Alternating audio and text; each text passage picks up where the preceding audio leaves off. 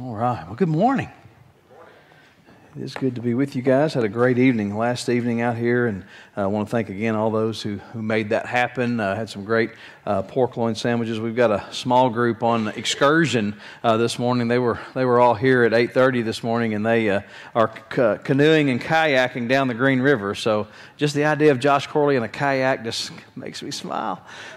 Just something about that. So if you hear that, I think me and Scott Young are going to run the water rescue this afternoon if it has to happen. So hopefully those guys will have a good time. So we're hoping to hear good things from that trip. The last few weeks we've been talking about Moses, and this is our Moses series, and looking at his life and looking at what he teaches us and what we pick up from his story as we look in the first few books, actually, of the Old Testament. And as we look at particularly the story of the Exodus, we started out with looking at how the Hebrew people got into Egypt to begin with, and then we began looking at the life of Moses. Most of us, and few of us have really experienced what a true desert is like. Some of you guys have traveled, I know, and have been in deserts, and so not all of us have actually experienced what it's like to be alone in a real sand, barren desert. A lot of us have seen them, but very few of us have actually just kind of been out there for a period of time. But all of us have been through difficult times.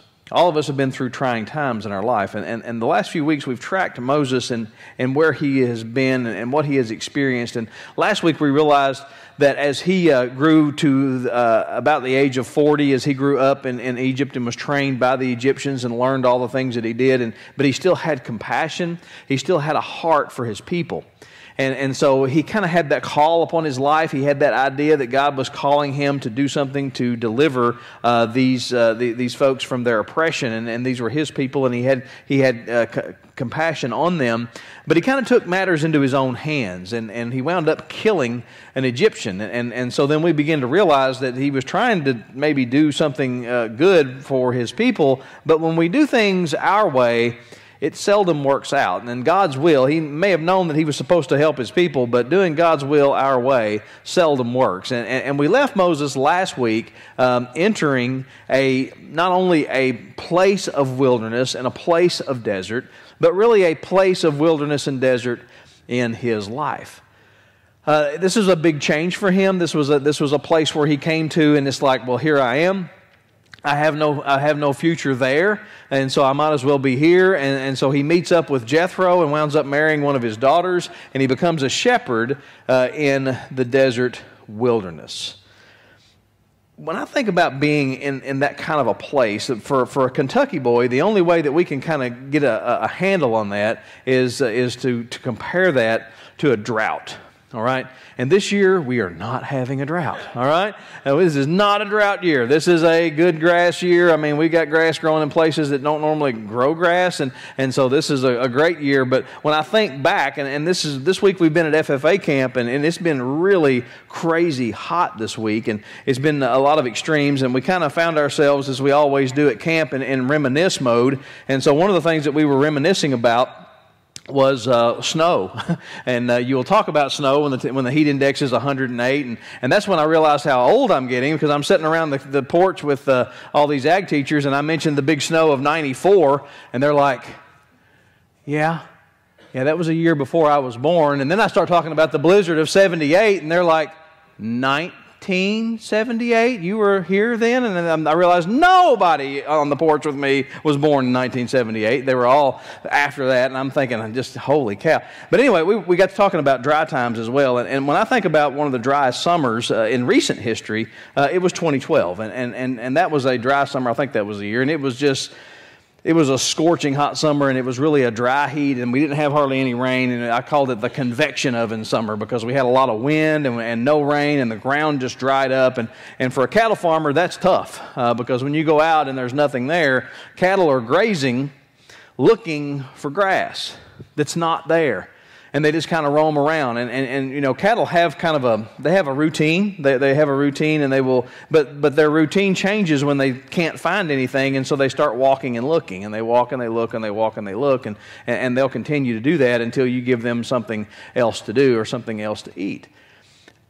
With us, when we're in a place like that, we don't graze looking for grass, but we roam looking for answers. When we're in a place of desert within our lives, we graze around looking for hope. We roam around looking for the answers to why we're there. I don't know what your desert experience has been. I don't know what your desert experience might be right now. Your wilderness experience might be having to care for an ailing family member, and you don't know where that ends. And you don't know what the end of that result is going to be. Nobody's there to help you. There's no relief. Your desert may be a physical condition. It may be pain. It may be something that nags at you day and night, and you can't stop it. You can't get rid of it.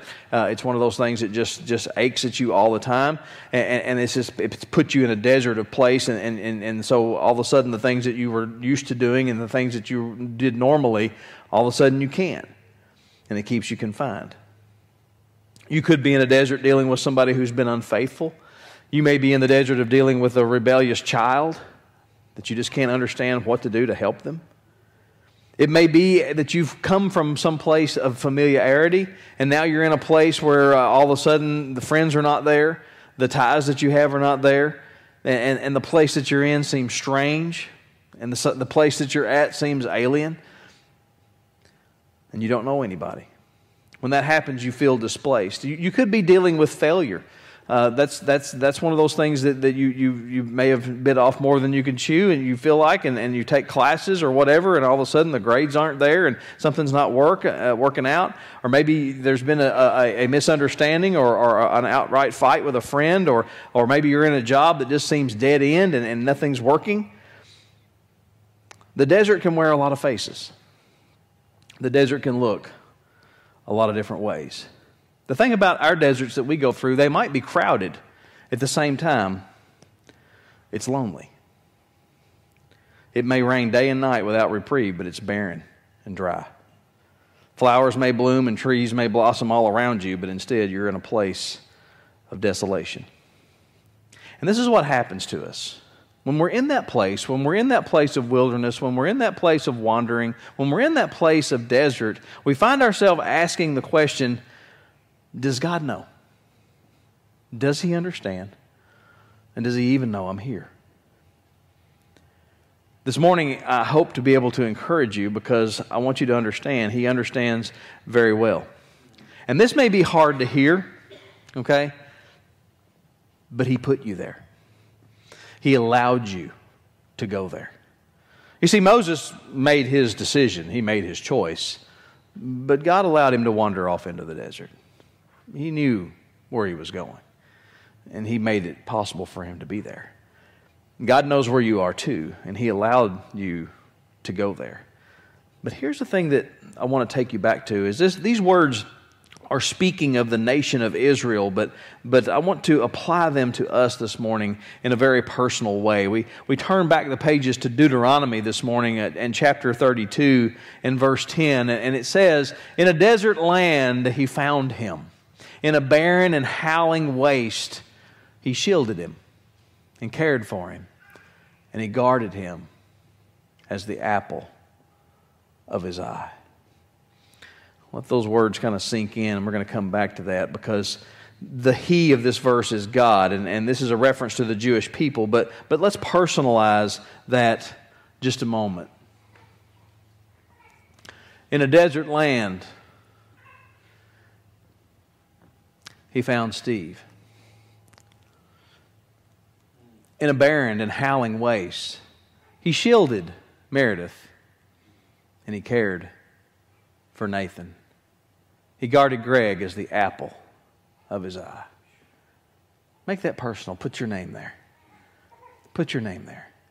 You see, because that's real, and that's where it lands. The Lord who set you down in that desert land knows precisely what manner of a wasteland experience that you need. And you're thinking, that's kind of mean. No, it's not. It's love. It's love in a powerful way.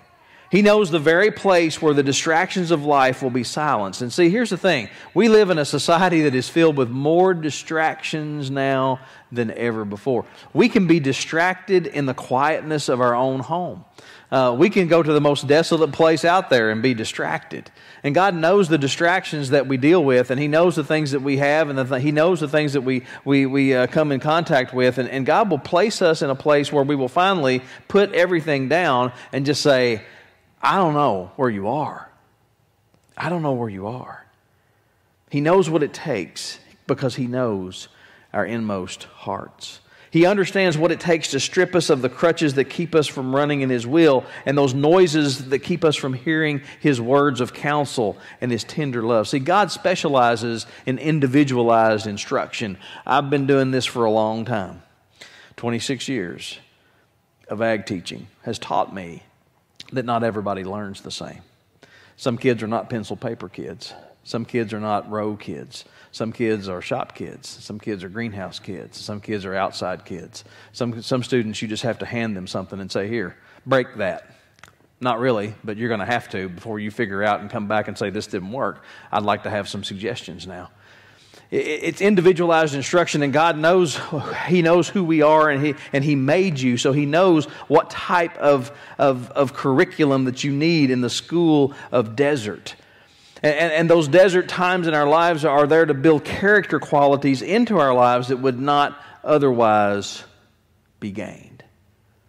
I preach against isolation all the time when it comes to church life, and I talk about how important it is to be connected to people, to be connected to your church, to be connected to Christ, to be connected to small groups, to be connected to all these things. But understand something.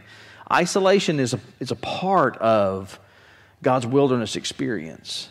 He uses it to get our attention, and when we find ourselves in that place, it can be very scary. And because when we go through that, when God finds the desert that you need, He will just kind of usher you off and then drive away. But it seems that way. And the instant feeling you get is, God's gone. He's left me in this place. When I was 6 years old, I went to Southern Elementary as a first grade student. I had an orange book bag with Mickey Mouse on the front of it. And at the bottom of that orange book bag were two lines. One said name, the other said bus. My name was Greg Hillard. My bus was number 20. I remember it very clearly, okay? Usually when we have a scarring moment in our life, it will stay with us for a long time. So it's vivid. I can still see this book bag. And I cried every day until Christmas, all right? I was that kid. Any elementary people in here, I was that kid. I was that kid as, I wonder what my mama's having for lunch today. Okay, I was that kid, all right? So it's like, you never been away from mama, never go away from home, and don't want to and that's okay. That's fine. So the first day of school, I rode the bus to school. Miss Betty Gilstrap was my bus driver, and I rode the bus to school, and I knew where I lived, and I knew how to get to school, and I knew the road that I always drove on. And so that afternoon, Miss Rita Rowe was my teacher, and she was trying to get us all in line, and I had my book bag, and I was pretty shy and bashful. I couldn't say a whole lot through the tears, and so it was real easy to look down at the kid's book bag and say, Hillard, 20, here, you just get in line, all right? And so I'm in line, I'm looking around, don't recognize a lot of these kids. I mean, I've been in school with them all day, but I don't know that they were on my bus, but I guess she knows what she's doing. She's the teacher, right? So they go out and they get me on the bus, and I'm sitting on the bus, and it's the same bus. I mean, number 20 is on the outside of the bus, so I'm on the right bus, and Miss Betty is driving the bus, so I felt pretty good about that until she got ready to pull out of the driveway at Southern. And she didn't turn left to go to Prentice. She turned right and went to Cromwell, all right? I'd never been to Cromwell before. I didn't know where I was at. I mean, I was in the desert. And what was so scary is that she was turning on these places. I didn't even know that there were places back there and on River Road, and we're going back in, and she's stopping, and kids are getting off, and other kids are getting off, and every single kid on the bus got off, and there I am, lost, by myself, isolated. She's looking through the mirror. Well, where do you live? Not anywhere near here. Okay? Well, there are 2 bus routes, all right? I didn't know. I didn't understand the fact that we had 2. We still have that, I'm sure. And so there's 2 bus routes, and I was second to bus 20, not first bus 20. She had to go back to the school, pick up all the kids that I rode to school. But, man, I'll never forget being all alone and being the last one on that bus, and I was in a place where I didn't have any idea, and I was just kind of left there. In the midst of a painful experience, and a time when you find that you're no longer able to do the things that you were once able to do, then this is what happens. Fear sets in. And I remember being afraid. I was in a place that I didn't understand. I wasn't supposed to be there. And I was in a vehicle, and I was away from the building, and it was just scary. And I began to be afraid. In the midst of that painful experience, you find that you're no longer able to do that. And you say to yourself, I'm going to lose this, and I don't know, I'm never going to be home again. I'm going to be stuck in Cromwell the rest of my life, and I'm forgotten, and God's left me behind, and time is running out. Opportunities are passing me by, and I'll never get out of this place. That's what happens to us in the desert. The nation of Israel, as it wandered the Sinai desert, had to have felt that way. Moses, in the middle of his life, so far away from the only land that he had ever known, with no chance or so he thought of ever going back, had to experience some of those thoughts and some of those same emotions. But before we give away to those feelings of being abandoned, let's go back again and let's look at what God does in those moments. Deuteronomy 32:10. Let's look back at that one more time. In a desert land, he found him. In a barren and howling waste, he shielded him and cared for him and guarded him. Listen, you're not alone. You're not out there by yourself, okay? You may feel isolated, but you are not. You are not. In that moment, just look at that, how that is. Very first thing he does is he encircles us, okay? He shields us. He comes around us, all right? He's there. His presence is there. You may not think he's anywhere around, but he is. He cares for us, and he guards us as the apple of his eye. You guys have that, right? You have those things in your life that are just so precious to you. Come on, you've been driving down the road before, and all of a sudden something kind of runs out or whatever it is, and all of a sudden you think you're going to have to stop real fast or sudden, and what do? You really can't stop much with your arm, but you think you can. What that is instinctive, okay? That's guarding something that's precious to you, that's the apple of your eye. Another version translate this as pupil. And what do you guard more than anything is the very center of your eye. Nothing can get in there very easy, can it? I mean, those of us who wear glasses anyway, but if somebody goes to do something to your eye, you're automatically, your lids close and you kind of squinch up and you'll protect that center part of your eye. It's really hard. One of the hardest things to do is to put an eye drop in, right? Because you have to kind of pry it open and hold it because your eye just wants to do everything that it can to protect the innermost part of your eye.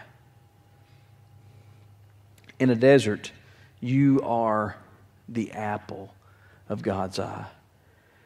And to your own amazement, you ultimately discover that God has never abandoned you. God has never forsaken you. In fact, He has cared for you more than any other time in your life. And I realize that if you find yourself in a desert today, let me encourage you. Verse 11 of Deuteronomy 32 and verse 12 goes on to say this: like an eagle that stirs up its nest and hovers over its young, that spreads its wings to catch them and carry them aloft. Look at that. The Lord alone led him. The Lord alone led him. He guides us. He guides us. He is there. Even when we think He's not, even when we believe that He's not, He's there. Whether you've known it or not, or felt it or not, even whether you believed it or not, God has not taken His hand off your life. Know that. When you're in a place of desert, you can be in a place where it's like, I don't even know where I am. And that can be a scary feeling, but He has never taken His hand away from your life. Because see, when you're in a place where there's no signpost and there's no information kiosk, no maps, no arrows, okay? I remember being a little boy and going squirrel hunting with Dad, and there was this woods that we liked to hunt in, and well, he knew where he was at. He had been there before. He knew the way. But when you're just following somebody and you're just learning, you kind of like to know where you are.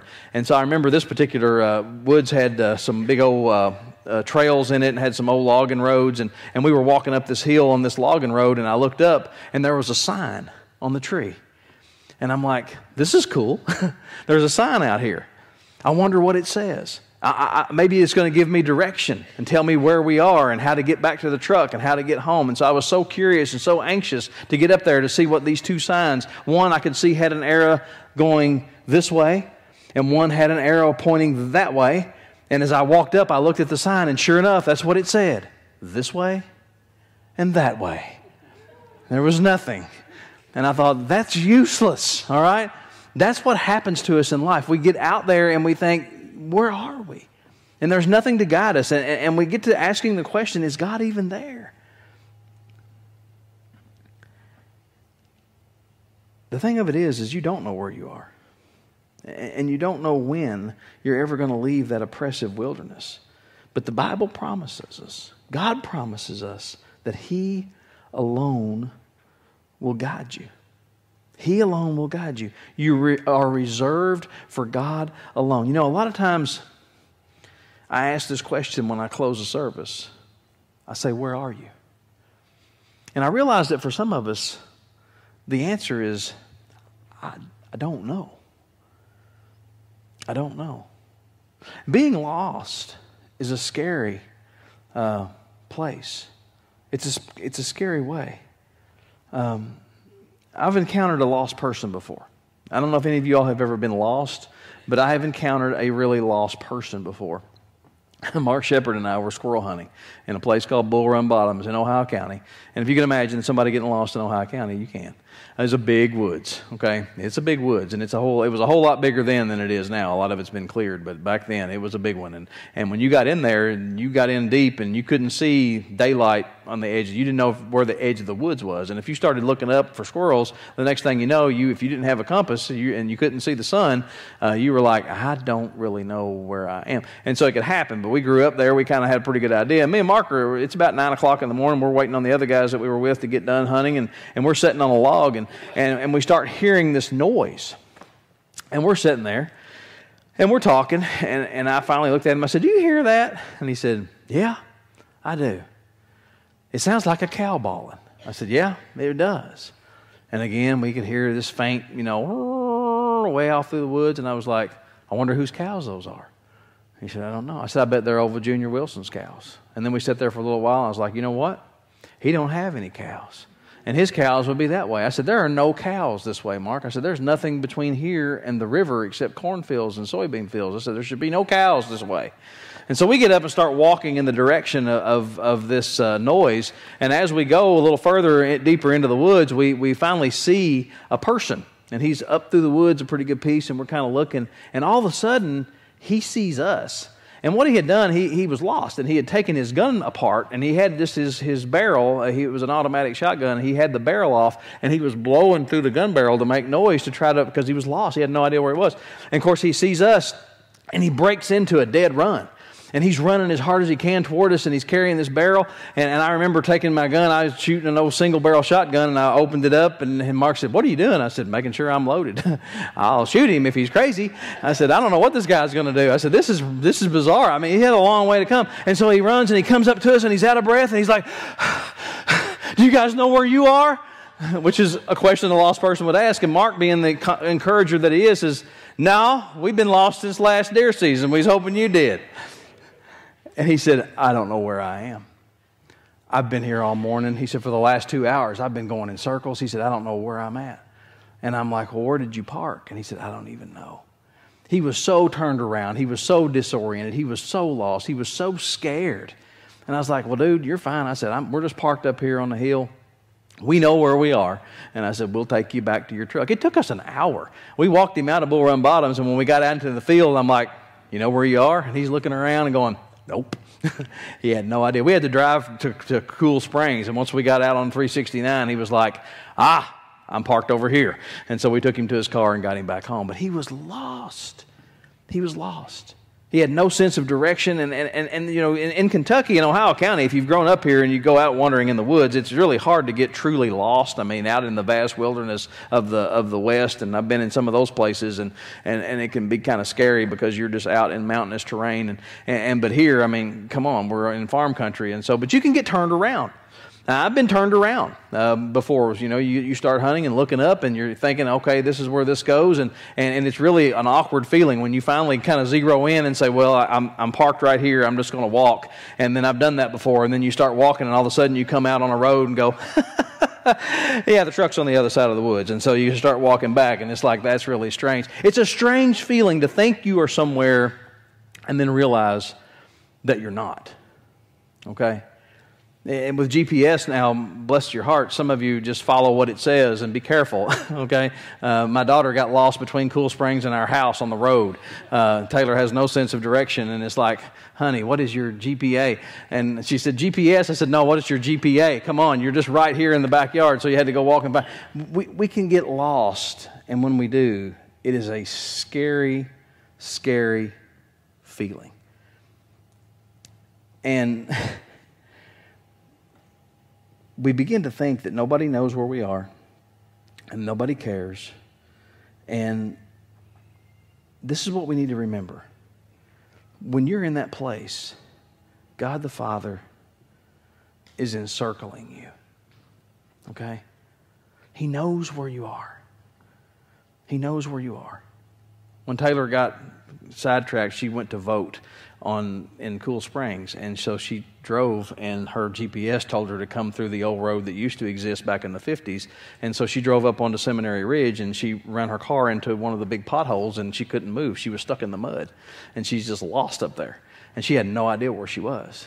Well, she calls Dad, okay, and I say, what do you see around you? Well, I see grass, and I'm up on a hill. I said, just stop. You're on Seminary Ridge. I'll be right there. You see, God knows where you are, and He constantly encircles you. And she was mine, so I knew where she was, and immediately I just go and get her. And you know what? She was embarrassed, but when I pulled up behind her in the 4Runner and I got out, I just walked up to the window and I looked down at her, and she's sitting there in the car going, I'm sorry, Daddy. I said, you'll be fine. We'll just pull you out of the hole and we'll get you home. You see, we may not know where we are, but He does. And He cares for you. Amen. And He guards you as the apple of His eye. He guards you as the apple of His eye.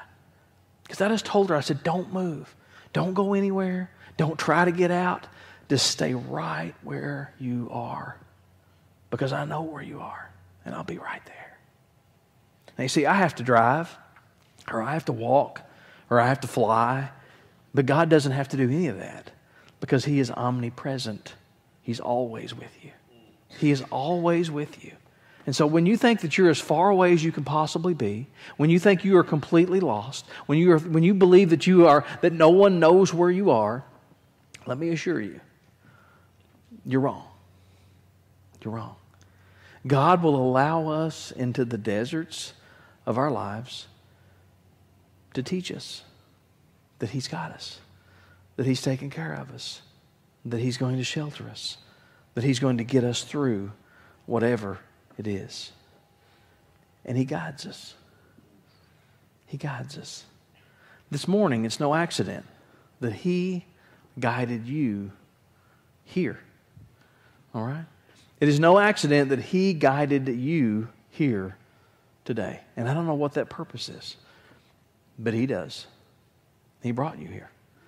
It's no accident. Maybe He brought you here just to encourage you, just to remind you when you think that you're all alone, when you think He doesn't care, when you think that He's not watching. He is. He encircles you. He cares for you. He guides you every step of the way. If you feel lost, if you are lost, don't leave here that way. All right? it can cause panic to set in. I've seen it. I've seen what that panic looks like when you realize that you're lost. When that young man in the bottoms that day realized that he had no idea where to go, he started thinking irrationally, and he wasn't walking a straight line. I mean, you're in Kentucky, dude. I mean, it's not that big. You just kind of stay on a straight line, and you'll come out somewhere on a road. But he had lost that. He kept walking in circles, and he said, I could not see daylight.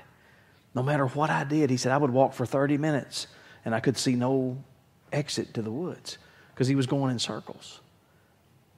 When you get in that place, it gets very frightening and it gets very scary. But no, he knows where you are. He knows where you are. You know, Miss Betty on that bus that day in Cromwell was not scared at all because she knew where I was. And she knew where she was going to take me. And she knew I was safe. And she knew that she was going to take me home. God knows where you are. And He wants to bring you home. You just have to let Him. You just have to acknowledge He will let you into the desert sometimes. He will lead you into the desert so that you can trust Him, so that you can trust Him more. Let me pray for you. Father, let's come before you this morning thanking you for the desert experiences in my life. I thank you that you've led me out there sometimes, but you've never left me. Sometimes we believe that you're not there, but you constantly remind us of your presence. Father, I don't know where anyone is this morning, and they may not know where they are, but you know where we are. And it's no accident that we've wandered in here today. It's because you've guided us. So, Father, now help us to respond to you. Help us to do what you've called us to do. Help us to be what you want us to be. Father, help us to put our trust in you. You know what the desert experiences of our life are, whether it be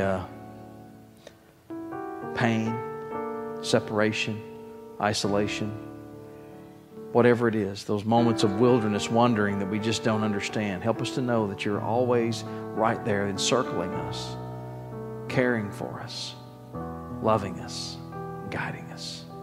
Guide us now, Father, in a time of reflection and response of this invitation.